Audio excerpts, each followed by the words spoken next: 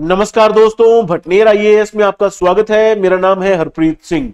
दोस्तों, आज की ये जो वीडियो है बिल्कुल बिगिनर्स के लिए है, उन एस्पिरेंट्स के लिए जो लोग सोच रहे हैं कि उनको यूपीएससी सीएससी यानी कि सिविल सर्विसेज एग्जाम की तैयारी करनी है, या फिर जो लोग तैयारी करना अभी शुरू करने वाले हैं।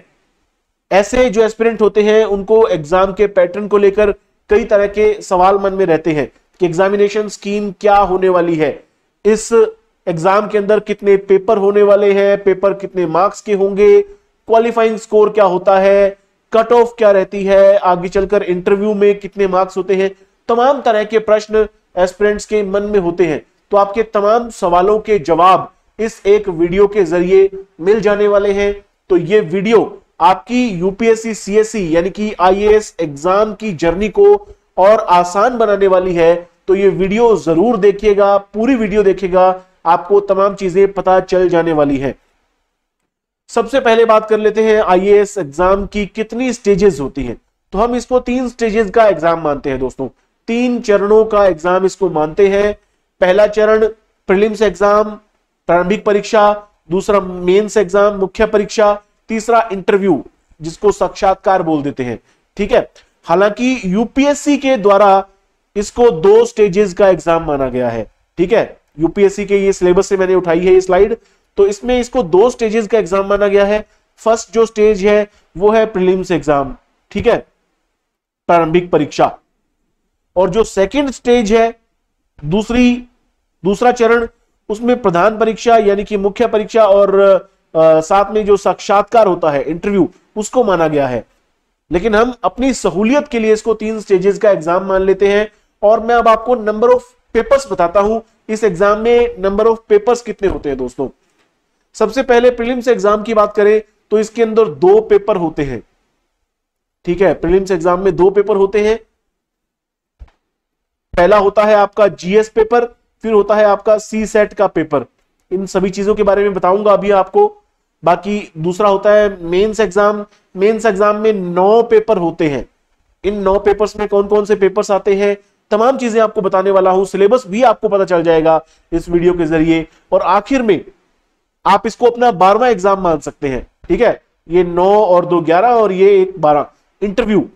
ठीक है, इंटरव्यू कितने मार्क्स का होता है, तो तमाम जानकारियां आपको मिलने वाली है इस वीडियो के द्वारा।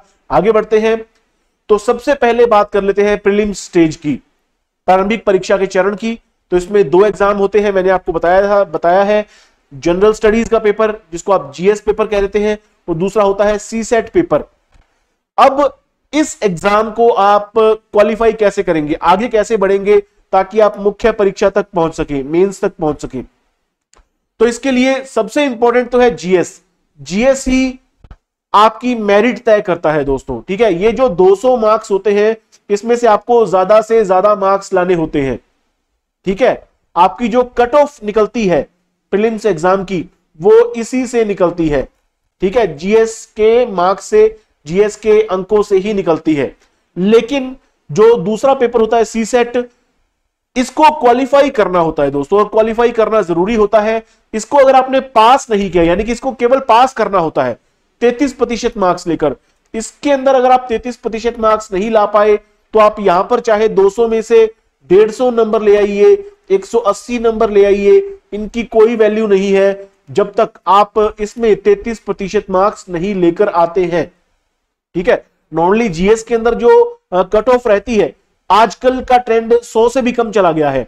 ठीक है, 100 के आसपास आप मान लीजिए, 100 के आसपास कट ऑफ रहती है। 200 में से आपको 100 नंबर लाने होते हैं, आप कट ऑफ क्रॉस कर जाते हैं, मुख्य परीक्षा के लिए आप क्वालिफाई कर जाते हैं। लेकिन यहां पर आपको कम से कम 66 मार्क्स या 66.67 मार्क्स आपको लाने ही होते हैं। और बहुत सारे ऐसे एस्पिरेंट होते हैं जो इसमें ही गच्चा खा जाते हैं, 200 में से इतने मार्क्स भी नहीं ला पाते हैं। तो ऐसे एस्पिरेंट को मैं कहना चाहूंगा कि भाई, आप अगर सी सेट में कमजोर हैं तो अपनी तैयारी बिल्कुल शुरू से रखिए। ठीक है, आप कहीं पर भी कमी मत छोड़िए। सी सेट के अंदर मुख्य तौर पर मैथ्स होती है, फिर आपकी रीजनिंग आ जाती है, इसके बाद आपकी कॉम्प्रिहेंशन आ जाती है। तो ये पहले मैं सलाह दे देता हूं कि सी सेट को आप बिल्कुल भी इग्नोर करके मत चलिएगा। खास तौर पर अगर आप मैथ्स और रीजनिंग में अपने आप को कमजोर महसूस करते हैं। तो ये तो दोस्तों प्रीलिम स्टेज की बात हो गई। 2-2 घंटे का ये एग्जाम होता है, आपके सामने है, इसमें 100 क्वेश्चन होते हैं, इसमें 80 क्वेश्चन होते हैं। तो ये हमारी प्रीलिम स्टेज हो गई। और इसके साथ ही प्रीलिम्स का सिलेबस भी दोस्तों आपके सामने यहां पर दे दिया गया है। जीएस पेपर 1 का सिलेबस क्या होता है हिंदी में दिया है, ठीक है। मोटे तौर पर ये 7 बिंदुओं के तहत आपको सिलेबस समझाया गया है, लेकिन असल में अगर आप सब्जेक्ट्स में इसको तोड़ेंगे तो काफी सारे सब्जेक्ट्स निकल आएंगे। कुछ लोगों की नजर में 10 सब्जेक्ट होते हैं, कुछ लोगों की नजर में 11 और कुछ की नजर में 12, ठीक है। अगर आप सब्जेक्ट्स में तोड़ेंगे इसको, मोटे तौर पर यहां पर आपको 7 सब्जेक्ट्स नजर आ रहे हैं। तो इन सारी चीजों को हम डिटेल में आगे आने वाली वीडियोस में बताएंगे दोस्तों। ये सारा सिलेबस आपको डिटेल में बताया जाएगा। स्टडी मटेरियल क्या हो सकता है, आपको पढ़ाई कैसे करनी है, वो सारी चीजें भी आपको बताई जाएंगी आने वाली वीडियोस में। ये हमारा सी सेट का पेपर है, ठीक है। सी सेट में आपके सामने कौन कौन से टॉपिक रहते हैं, तो ये बोधगम्यता, जिसको आप कॉम्प्रिहेंशन कह देते हैं, ये गद्यांश भी आप इसको कह देते हैं, गद्यांश आता है, ठीक है। इसमें से गद्यांश को पढ़कर आपको प्रश्नों के जवाब देने होते हैं। इतना इजी नहीं होता है, ठीक है। ये ऐसा नहीं कि भैया आपकी छोटी क्लासेस में 5वीं 6वीं में जो गद्यांश आता था, आपके सामने पैसेज आ जाता था, उसको पढ़कर आप इजीली आंसर दे देते थे, वैसा नहीं होता दोस्तों। काफी घुमा फिरा कर दिया होता है। ये सारी चीजें आपको आने वाले समय में बताई जाएंगी। इसके बाद मुख्य तौर पर आपका ये सारी चीजों को आप एक बार छोड़ दीजिए। मुख्य तौर पर आपके लिए मैथ्स है, मैथमेटिक्स, और इसके बाद आपको रीजनिंग, ठीक है। इन चीजों को आपको तैयार करना है। मैथ्स में क्या क्या टॉपिक है, रीजनिंग में क्या क्या टॉपिक है, ये सारी चीजें आपको बताई जाएंगी। अब आपको बता देता हूं क्वेश्चन किस तरह से आते हैं। दोस्तों आपके सामने जब पेपर आता है, प्रीलिम्स का पेपर, तो एक पेज पर आपके सेम क्वेश्चन इंग्लिश में होता है, सेम क्वेश्चन आपको हिंदी में भी दिया होता है, ठीक है। तो पेपर जो होता है बाइलिंगुअल होता है, तो हिंदी वाले जो होते हैं उनके लिए कोई मुश्किल नहीं है। सेम प्रश्न को वो हिंदी में पढ़ सकते हैं, सेम प्रश्न को इंग्लिश वाले इंग्लिश में पढ़ सकते हैं। प्रश्न सेम होता है, ठीक है, क्वेश्चन सेम होता है, हिंदी और इंग्लिश दोनों लैंग्वेजेस में दिया होता है। तो कुल मिलाकर आपके लिए चीजें काफी आसान हो जाती हैं, ठीक है। ऐसा ही आपके लिए जीएस पेपर 1 में है, जो जीएस पेपर है प्रीलिम्स का, और इसी तरह से आपका जो सी सेट का पेपर है उसमें होता है। ये आपको एक एग्जांपल दिया है, ठीक है। अब इसके बाद दोस्तों महत्वपूर्ण बातें जो पहले मैं आपको बता ही चुका हूं, है ना। जो प्रीलिम्स हमारा एग्जाम होता है उसके अंदर जो पेपर 2 होता है सी सेट, उसके अंदर 33% मार्क्स तो आपको लाने ही लाने हैं। लेकिन यह बात ध्यान रखिएगा कि आप प्रीलिम्स में बैठने जाएं और आप केवल जीएस पेपर अटेम्प्ट कर लें और आपको सी सेट में दिक्कत आ रही है, आप सी सेट से उठ जाएं, आप देने ही ना आए सी सेट का पेपर, तो आप लोगों के लिए दिक्कत पैदा हो जाएगी। आपको दोनों पेपर जरूरी है प्रीलिम्स के अंदर, ठीक है। जीएस पेपर भी आपको देना है, सी सेट भी आपको देना है, ठीक है। सी सेट देंगे तभी आप क्वालिफाई करेंगे। अगर आप अकेला जीएस पेपर देकर आ गए, सी सेट आपने दिया ही नहीं, तो भैया आपकी अटेम्प्ट खराब हो जाएगी, आप फेल हो जाएंगे, सीधी सी बात है। तो ये बात आप समझ गए। आगे बढ़ने से पहले दोस्तों मैं आपको अपने कुछ कोर्सेज के बारे में जानकारी देना चाहता हूं। भटनेर आईएएस ऐप पर आपको बहुत ही बेहतरीन कोर्सेज मिल जाएंगे आपकी तैयारी को बेहतर बनाने के लिए। खासतौर पर जो प्रीलिम्स और मेंस की तैयारी एक साथ करना चाहते हैं उनके लिए हमारा प्री कम मेंस का कोर्स जारी है, जिसमें प्रीलिम्स का लगभग सारा मैटर आपको दिया गया है। केवल करंट अफेयर्स अपडेट होने हैं। मुख्य परीक्षा की जितनी भी तैयारी है वो आपकी 16 जून से शुरू हो जाने वाली है। तो यूपीएससी सीएससी 2023 को ध्यान में रखते हुए यह कोर्स तैयार किया जा रहा है। ऑलरेडी 1100 प्लस वीडियोस आपको इसके अंदर मिल चुकी है। प्रीलिम्स की तो पूरा मैटर आपको इसके अंदर मिल चुका है। 18 महीने की वैलिडिटी है, यानी कि जब तक आप मुख्य परीक्षा दे चुके होंगे। मुख्य परीक्षा आपकी सितंबर में है, ठीक है ना, सितंबर में आपकी मुख्य परीक्षा है 2023 की, लेकिन इसकी वैलिडिटी आपकी 18 महीने की है। तो इजीली आप लोग मुख्य परीक्षा के बाद भी ये कोर्स आप लोगों के पास बना रहेगा। एक कंप्लीट कोर्स है, बहुत ही थोड़े प्राइस के अंदर। आने वाले समय में इस कोर्स का प्राइस बढ़ जाने वाला है, ये बात ध्यान रखिएगा दोस्तों। इसके अलावा सी सेट, जिसमें बहुत लोगों को दिक्कत होती है, और भटनेर आईएएस का अब तक अगर नाम किसी चीज ने चमकाया है तो हमारा सी सेट पेपर है।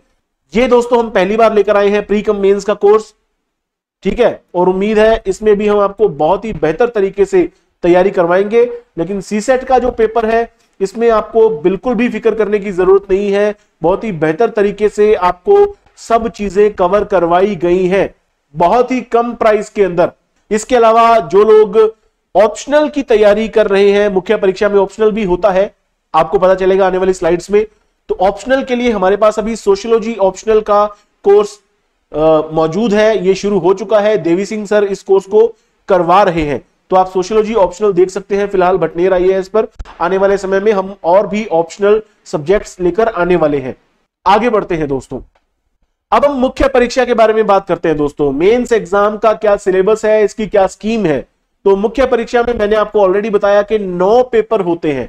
इन 9 पेपर्स में से 2 पेपर्स, पहले जो 2 पेपर होते हैं वो होते हैं कंपल्सरी पेपर होते हैं। ये होता है पेपर ए और पेपर बी, ठीक है। पेपर ए जो होता है ये संविधान की 8वीं अनुसूची में जो 22 भाषाएं दी गई हैं उनमें से आप कोई भी एक भाषा चुन सकते हैं। आप अपनी मर्जी की भाषा में पेपर दे सकते हैं। नॉर्मली जो नॉर्थ इंडिया के जो एस्पिरेंट्स हैं वो हिंदी में पेपर देते हैं, तो हम इसके अंदर जो हिंदी अनिवार्य है उसकी तैयारी करवा रहे हैं, ठीक है। हिंदी कंपलसरी, हिंदी अनिवार्य है। हमारे इस कोर्स के अंदर जो हम कोर्स करवा रहे हैं, मैंने आपको जिसकी जानकारी दी है उसके अंदर हम हिंदी अनिवार्य करवा रहे हैं। इसके अलावा इंग्लिश कंपलसरी भी है।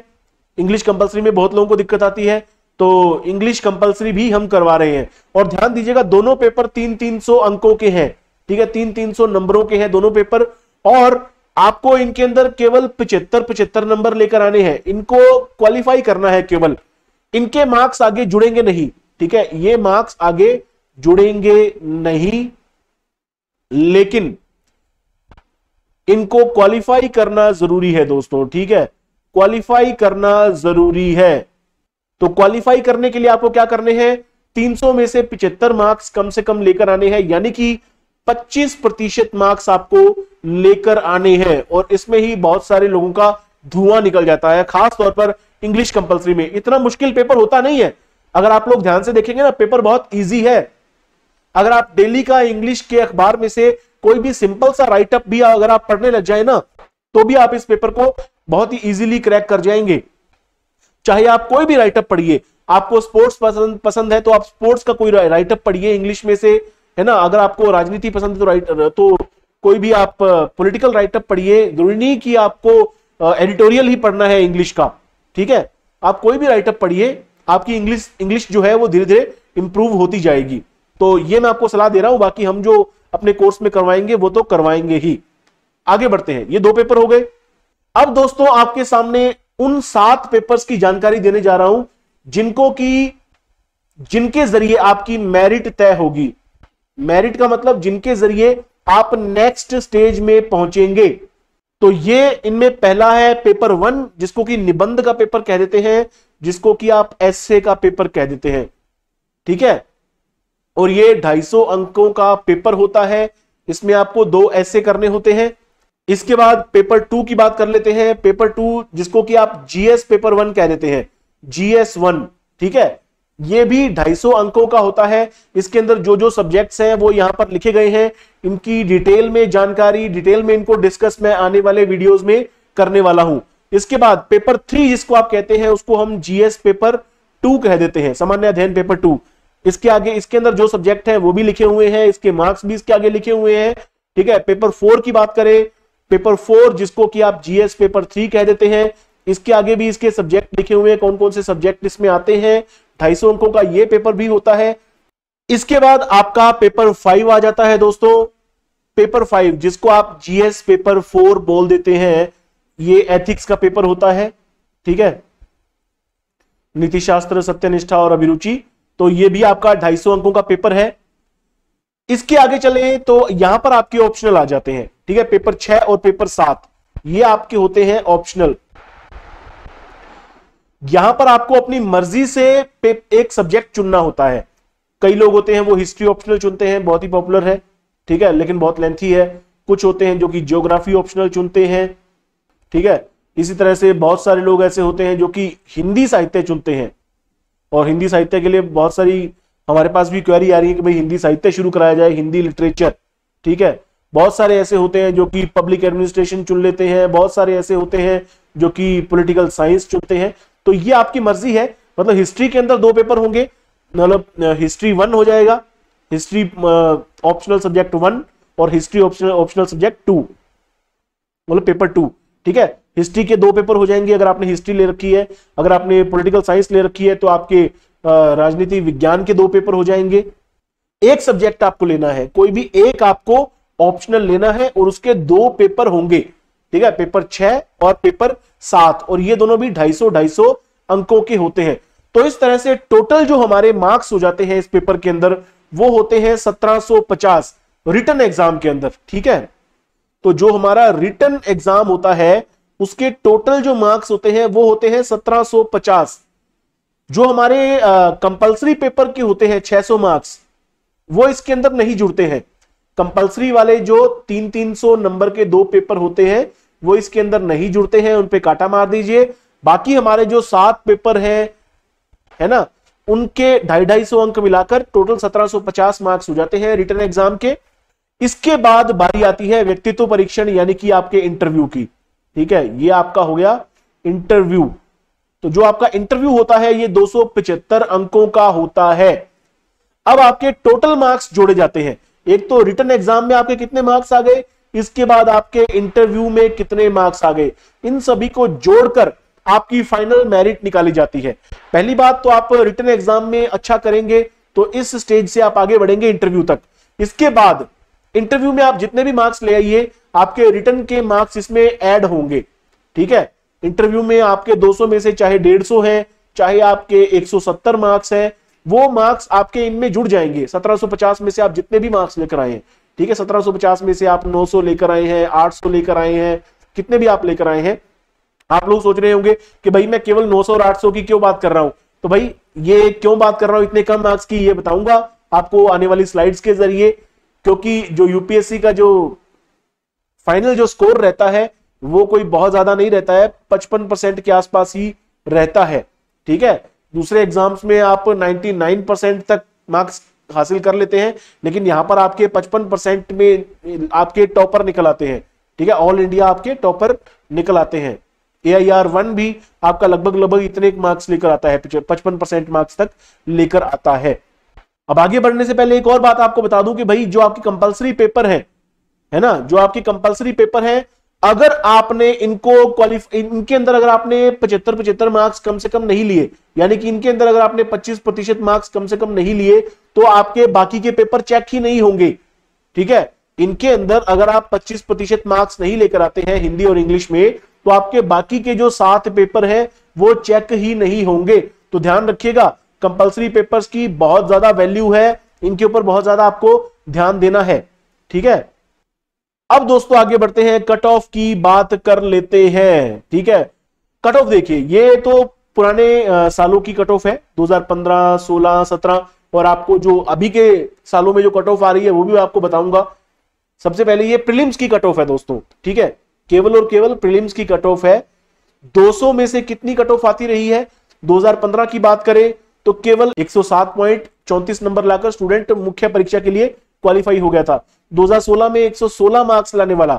ठीक है, लेकिन यहां पर यूपीएससी को एहसास होना शुरू हुआ कि शायद वो पेपर ज्यादा आसान बनाने लगे हैं, इसलिए स्टूडेंट्स अच्छे खासे मार्क्स हासिल कर रहे हैं। 116 मार्क्स को यूपीएससी ने माना कि भैया ये तो बहुत अच्छे मार्क्स लेने लग गए स्टूडेंट्स, ये तो भाई वो है कट ऑफ वाला स्टूडेंट जिसके 116 आ रहे हैं। ठीक है, इससे ज्यादा तो स्टूडेंट तो 150, 160 तक भी पहुंचे इन एग्जाम्स के अंदर। इसके बाद यूपीएससी ने पेपर को थोड़ा सा मुश्किल बनाना शुरू किया 2017 से, तो लोगों की कट ऑफ कम होनी शुरू हुई। 2017 में 105 कट ऑफ रही। ठीक है, जनरल की कट ऑफ बता रहा हूं, बाकी कट ऑफ आपके सामने लिखी हुई है बाकी कैटेगरीज की। तो 2017 में कट ऑफ 105 रही 200 में से। अब ये फाइनल कट ऑफ देखिए दोस्तों, फाइनल कट ऑफ मतलब जो हमारी मेंस, ठीक है, mains plus interview, mains plus interview के मार्क्स मिलाकर जो कट ऑफ निकलती है वो मैंने आपको यहां पर दिखा रखी है। क्योंकि जो प्रीलिम्स होते हैं वो मार्क्स वो अलग चले जाते हैं, उनके मार्क्स ऐड नहीं होते हैं। ठीक है, तो जो हमारा रिटन पेपर और इंटरव्यू मिलाकर जो मार्क्स बनते हैं उनके जरिए जो कट ऑफ निकलती है वो आपको दिखाई है, पुराने सालों की, मौजूदा सालों की भी दिखाऊंगा। तो ये 2014, 15, 16, 17, तो ये यहां पर मेंस और इंटरव्यू के मार्क्स मिलाकर जो कट ऑफ बनी 2017 में 1006 बनी, तो अच्छी खासी मतलब कट ऑफ पहुंच गई थी। ठीक है, 2016 में भी अच्छी खासी कट ऑफ थी, हालांकि इसके पहले के सालों में कट ऑफ कम रह रही थी। तो यहां पर यूपीएससी को एहसास हो गया था कि भैया थोड़ा सा पेपर और टफ करने की जरूरत है, तो आने वाले समय में यूपीएससी ने पेपर को और टफ किया, तो कट ऑफ और भी ज्यादा कम रहने लगी, वो भी मैं आपको बताऊंगा। तो ये हमारी 2017 की फाइनल कट ऑफ थी 1006, कितने में से? 2025 में से। देखिए जो अंतिम स्टूडेंट जो सिलेक्ट हो रहा था, अंतिम स्टूडेंट, ये मैं AIR 1 या बिल्कुल टॉपर की बात नहीं कर रहा हूं, जो अंतिम स्टूडेंट था जो सिलेक्ट हो रहा था 2025 में से केवल 1006 मार्क्स थे, यानी कि आप लगा के चलिए कि भैया 50% से भी कम मार्क्स आ रहे थे जो फाइनल सिलेक्शन था। ठीक है ना। अब आपको मौजूदा सालों की कट ऑफ दिखाता हूं वो किस तरह की है। ये 2018 की देखिए, 2018 की प्रीलिम्स की कट ऑफ देखिए, जनरल की केवल 98 तक चली गई। ठीक है, 17 की प्रीलिम्स की कट ऑफ देखिए, 17 की 105 है ना, लेकिन 18 में जाकर जनरल की कट ऑफ 98 पर चली गई है, यानी कि यूपीएससी ने पेपर्स को थोड़ा सा और टफ बनाना शुरू कर दिया है, 100 से भी कम कट ऑफ आ गई है। ठीक है, आगे आगे देखिए, आगे आने वाले सालों में और दिखाता हूं। ये हमारा 2019 का फिर से वही 98 आपकी कट ऑफ है। इसमें एक चीज और, एक कैटेगरी और ऐड हो गई है, EWS। ठीक है, इकोनॉमिकली वीकर सेक्शन। इससे पहले जो कैटेगरीज थी वो यही थी, OBC, SC, ST, है ना, ये सारी तमाम कैटेगरीज थी, लेकिन इस बार 2019 से EWS भी ऐड हो गई थी। इनको 10% आरक्षण इकोनॉमिकली वीकर सेक्शन को। ठीक है, जनरल कैटेगरी के जो एस्पिरेंट्स हैं उनमें जो इकोनॉमिकली जो वीकर सेक्शन के स्टूडेंट्स हैं उनको 10% आरक्षण दिया जाने लगा, तो इनकी कट ऑफ नॉर्मल जो जनरल है उनसे कम ही है। ठीक है, इवन OBC से भी कम है, आप यहां पर देख सकते हैं। तो इनको 10% आरक्षण है EWS को, इकोनॉमिकली वीकर सेक्शन, आर्थिक रूप से जो थोड़े कमजोर हैं जनरल कैटेगरी वाले। 2020 की कट ऑफ देखिए, 2020 में कट ऑफ बिल्कुल ही डाउन हो गई दोस्तों, केवल 92 तक आ गई, 92.51 कट ऑफ देखिए कितनी डाउन आ गई। इसके बाद तो कट ऑफ और भी ज्यादा डाउन आएगी, ये देखिए 2021 में कट ऑफ और भी कम आ गई 87.54, यानी कि पेपर लगातार मुश्किल करती जा रही है यूपीएससी। ठीक है, अब इनके अंदर जो फाइनल कट ऑफ है वो भी आप देखिए, 2020 की जो फाइनल कट ऑफ है केवल 944 मार्क्स है, 944, जबकि मैंने आपको दिखाया था 2017 की जो कट ऑफ है 1006 मार्क्स है ना, 1006 मार्क्स फाइनल कट ऑफ थी 17 में, जबकि अगर आपको 20 में दिखाया मैंने, 20 में केवल 944 तक पहुंच गई फाइनल कट ऑफ। ये हमारी प्रीलिम्स की है, ये हमारी फाइनल है। ये आपका मेंस है 736। ठीक है, मेंस के अंदर इंटरव्यू के मार्क्स जुड़े होंगे 944। ठीक है, टोटल जो आपके फाइनल मार्क्स बन रहे हैं। प्रीलिम्स के मार्क्स नहीं जुड़ते हैं, वो अलग चले जाते हैं। प्रीलिम्स में जो लोग क्वालिफाई कर गए वो मेंस में पहुंच जाते हैं, उसके बाद मेंस और इंटरव्यू के मार्क्स जुड़ते हैं, इसलिए यूपीएससी इसको एक ही स्टेज काउंट करती है अपनी तरफ से। ठीक है ना। तो आई होप आप समझ चुके होंगे कि कट ऑफ किस तरह से रहती है ना। अब आपको आगे दिखाता हूं टॉपर्स के मार्क्स किस तरह से आते रहे हैं। अब हमारे टॉपर्स देखिए दोस्तों, 2017 में जो ऑल इंडिया रैंक 1 था, AIR 1, अनुदीप दुरा शेट्टी इनका नाम था। इनके इंटरव्यू में कितने मार्क्स आए थे? 176 मार्क्स थे इनके इंटरव्यू में। ठीक है, कितने में से? ये मार्क्स थे 275 में से, 275 में से ये मार्क्स इन्होंने हासिल किए थे, 176। तो यानी कि ये एक अच्छा स्कोर है। नॉर्मली 160 से ऊपर अगर स्कोर है आपका इंटरव्यू में, ठीक है, 160 से ज्यादा अगर आपका स्कोर है आउट ऑफ 275, तो इसको अच्छा स्कोर माना जाता है। ठीक है, तो 176 का स्कोर है इनका, तो ये अच्छा स्कोर ही था इनका इंटरव्यू में। लेकिन एक मैं आपको बेहतरीन कंपैरिजन यहां पर दिखाऊंगा कि आपके इंटरव्यू के मार्क्स कितने ज्यादा वैल्यू रखते हैं। 2017 में अनुदीप दुरा शेट्टी के इंटरव्यू में 176 मार्क्स थे, लेकिन इसी साल प्रथम कौशिक के इंटरव्यू में केवल 143 मार्क्स थे। ठीक है, और इनका जो AIR था, AIR इनका था 5, ऑल इंडिया रैंक इनका था 5। हालांकि रिटन टेस्ट में इन्होंने सबसे ज्यादा मार्क्स हासिल किए थे, रिटन में इनके मार्क्स थे 974। ठीक है, 974, जबकि अनुदीप दुरा शेट्टी के जो रिटन टेस्ट में नंबर थे मुख्य परीक्षा में 950। ठीक है, तो 950 प्लस 176 हुए थे इनके, जबकि इनके 974 प्लस 143। इसीलिए इनकी जो रैंक थी थोड़ी पीछे रह गई, क्योंकि इनके इंटरव्यू में मार्क्स कम रह गए थे। ठीक है, रिटर्न में ये आप कह सकते हैं रिटर्न में सबसे ज्यादा मार्क्स इन्हीं के थे। रिटर्न के हिसाब से अगर काउंट करते तो AIR1 इनकी आ जाती, लेकिन इंटरव्यू के मार्क्स भी मायने रखते हैं, बहुत ज्यादा मायने रखते हैं। आपकी रैंकिंग आगे पीछे कर देते हैं, आपका सिलेक्शन तय कर देते हैं। इंटरव्यू में और भी बहुत सारे लोगों के कम मार्क्स हो जाए तो वो कई बार कट ऑफ को मिस कर जाते हैं। ठीक है ना, तो ये देखिए आपके रिटर्न के साथ साथ आपका इंटरव्यू बड़ा जरूरी है, ध्यान रखिएगा इस बात को। आपको मैंने ये कंपैरिजन करके दिखाया है। इसके अलावा आप देख लीजिए 2020 के जो टॉपर थे शुभम कुमार, इनके भी 176 नंबर थे। ठीक है ना, इंटरव्यू के अंदर, रिटर्न एग्जाम में इनके 878 थे। अब इसके बाद आप ये 2021 की हमारी टॉपर को देख लीजिए, AIR1 है इनका श्रुति शर्मा, इनके इंटरव्यू में 173 है। ठीक है ना, अब आप सोचेंगे कि भैया इंटरव्यू में केवल 170 तक ही लाए जा सकते हैं, 170 176, क्या यही हाईएस्ट मार्क्स हो सकते हैं? ठीक है, इनके 173 हैं, क्या यही हाईएस्ट मार्क्स हो सकते हैं? नहीं दोस्तों, आप 200 मार्क्स भी हासिल कर सकते हैं। ठीक है, इवन 200 प्लस मार्क्स भी हासिल कर सकते हैं, ऐसे एग्जाम्पल भी हैं। मैं आपको टॉपर्स के पहले दिखा देता हूं। जैसे ये टीना डाबी है 2015 की टॉपर, इनके इंटरव्यू में मार्क्स थे 195। ठीक है, 195 मार्क्स थे इनके इंटरव्यू में। 2016 की टॉपर थी AIR1, इनके इंटरव्यू में थे 193, आपके सामने ही है ना। अब 200 प्लस वाले मैं आपको दिखा देता हूं। 2017 के अंदर ही एक एस्पिरेंट थे रमित चनीटाला। ठीक है, कैसे इनका नाम आप प्रोनाउंस करेंगे आप अपने हिसाब से कर लीजिए। तो 206 मार्क्स थे इनके, और इनका जो रैंक था ऑल इंडिया ये 210 था। इंटरव्यू में इनके मार्क्स थे 200 प्लस थे। इसी तरह से ये एक और स्टूडेंट, ये फुरपा शेरिंग, तो इनके आप मार्क्स देख लीजिए, इनके भी 206 मार्क्स थे 275 में से, और इनका जो ऑल इंडिया रैंक था वो 561 था। ठीक है, इसी तरह से मुझे अनुदीप दुरा शेट्टी के साल में ही 2017 में दोस्तों याद आ रहा है, 2017 का जो साल था, इसी साल में 209 अंक भी आए थे एक एस्पिरेंट के, उनका नाम था विपिन गर्ग। ठीक है, उनका जो AIR था, AIR उनका 20 था, 20 था उनका AIR, विपिन गर्ग था उनका नाम। ठीक है, आप गूगल भी कर सकते हैं, आप चेक कर लीजिए विपिन गर्ग। तो उनके 209 मार्क्स थे। इवन एक स्टूडेंट के 212 मार्क्स भी थे हाल ही में, मुझे उनका नाम नहीं याद आ रहा है, लेकिन 200 प्लस मार्क्स हासिल किए जा सकते हैं इंटरव्यू में। ठीक है, 200 से ज्यादा मार्क्स इंटरव्यू में हासिल किए जा सकते हैं, यह असंभव नहीं है। लेकिन अगर आप लोग 160 से ऊपर या 170 से ऊपर लेकर आते हैं तो यह भी बहुत शानदार मार्क्स है। तो ये दोस्तों टोटल जानकारी है इस एग्जाम के बारे में, और उम्मीद करता हूं कि आपके लगभग सभी प्रश्नों के जवाब इस वीडियो के जरिए मिल चुके होंगे, है ना, कि कितने मार्क्स आते हैं इंटरव्यू में, कितने हासिल किए जा सकते हैं, कितने पेपर होते हैं, कट ऑफ क्या रहती है, तमाम चीजें मैंने आपको बता दी हैं।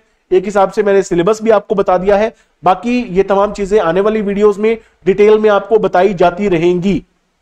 धन्यवाद दोस्तों।